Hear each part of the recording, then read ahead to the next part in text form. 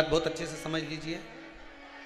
जिसके घर में क्लेश होता हो, अशांति रहती हो, क्लेश रहता हो, या छोटी छोटी बात पर विवाद चालू हो जाता हो, या पति पत्नी में, परिवार में, सास बहू आदि कादिक में कहीं ना कहीं कुछ अगर विवाद रहता हो, तो शास्त्र कहता है ऐसा बेलपत्री की डंडी रहती है ना, बहुत ध्यान दीजिएगा महाराज। श्राद्ध पक्ष की कथा चल रही है, शिव महापुराण आज विराम की ओर है, ध्यान दीजिएगा। जैसे ये बेलपत्री की जो डंडी होती है, डंडी का जो भाग होता है बेलपत्री की, ऐसा बेलपत्री की 7 भाग ले लो, मतलब बेलपत्री 7 ले लीजिए। 7 बेलपत्र लेकर कच्चा जो सूत होता है ना, कच्चा सूत जो जानते हो पेड़ पौधे में माताएं लपेटती हैं, धागा जो होता है ना सफ़ेद कलर का कच्चा धागा, जो बड़ में, पीपल में और आंवला आदि में लपेटा जाता है, कच्चा सूत, उसको शंकर भगवान और माता पार्वती का स्मरण कर कर नंदी के, जो नंदी होता है, नंदी के राइट भाग में, नंदी का एक पांव ऊंचा होता है, आपने देखा होगा आगे का पांव ऊंचा होता है, बैठते समय नंदी का एक पांव ऊंचा है, एक पांव नीचे की ओर जाता है। तो नंदी का जहां पांव ऊंचा है उस ऊंचे पांव के पास में बैठना है। कच्चे सूत पर उस बेलपत्री के जो 7 गुच्छ हैं, 7 जो बेलपत्री के भाग हैं, 7 बेलपत्री हैं, उसको अपना नाम गोत्र स्मरण कर कर उस कच्चे सूत को लपेटना है। महाराज लाल कलर का चंदन उस बेलपत्री के पत्ते में जो अग्रभाग होता है, सबसे आगे का भाग, 7 में लाल चंदन लगाना है।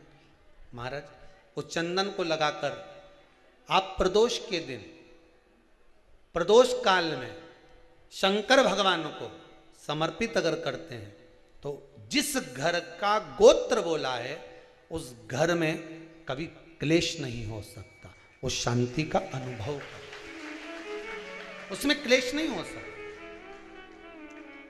एक धागा होता है पक्का धागा, एक धागा होता है कच्चा धागा, बहुत ध्यान दीजिएगा महाराज।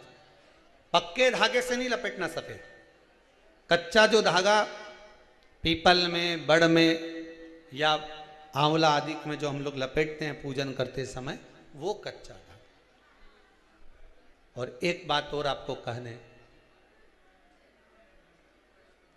ध्यान दीजिएगा, अगर मान लो किसी पति पत्नी का तलाक तक की नौबत हो गई और तलाक नहीं कराना है, आपस में वापिस प्रेम बढ़ जाए, छोरी वापिस घर में रहे, बेटा उसको रखे, बहू रहे, आपस में प्रेम बढ़े, वो भले मायके चली गई हो, वो भले लड़का छोड़कर चले गया हो, अकेली रह रही हो और चाहती है कि मैं पति के साथ रहना है, तलाक नहीं होना चाहिए, हम दोनों में प्रेम रहे, वो संभाले मेरे को भी और मैं भी आदर करूं, वो भी आदर करे। तो मेरा निवेदन है, कच्चा जो सूत होता है, कच्चा जो धागा होता है, नंदी के ठीक पीछे बैठकर कोई साथ में आपका परिवार का कोई व्यक्ति चले जाए और हस्तकमल को, जिसको अपने परिवार में वापिस रहना है, उस स्त्री हो या पुरुष हो, दोनों में से कोई भी नंदी के पीछे बैठकर, सोमवार की जिस दिन अष्टमी पड़े उस दिन नंदी के पीछे बैठकर हाथ को ऐसा बंद करना है, हाथ में एक बेलपत्री रखना है, सीधी सीधी बंद कर कर 7 बार उस हाथ पर कच्चा सूत लपेट देना है, उस सूत को वापस निकाल लेना है, बेलपत्री के साथ, बेलपत्री के साथ में, और बेलपत्री को तो अपने पास में रखना। सबसे पहले माता पार्वती का जो हस्तकमल ऐसा होता है शिव मंदिर में, उस हस्तकमल में वो सूत जो आपके हाथ से निकला है वो उसमें डाल देना है, माँ जगत जननी से प्रार्थना कर कर, और जो बेलपत्री आपने संबंध को जोड़ने के लिए अपने हाथ में ली है वो शंकर भगवान के कटी भाग में, फिर निवेदन करूंगा कटी भाग को समझ लीजिए। ये शिवलिंग रखा है, जहां पर शंकर भगवान का शिवलिंग, माता पार्वती जी के हस्त कमल पर जो शिवलिंग रखा है, ये भाग कटी भाग कहलाता है। इस जगह पर जहां शंकर और पार्वती का मिलन हुआ है, उस जगह पर उस बेलपत्री को रख देना। महाराज ज्यादा से ज्यादा 3-4 महीने लगते हैं, दोनों में वापिस प्रेम बढ़ जाता है, दोनों एक हो जाते हैं। तलाक तक बात चल भी रही हो तो वो तलाक समाप्त हो जाता, प्रेम, करुणा, आसक्ति, स्नेह बढ़ जाता,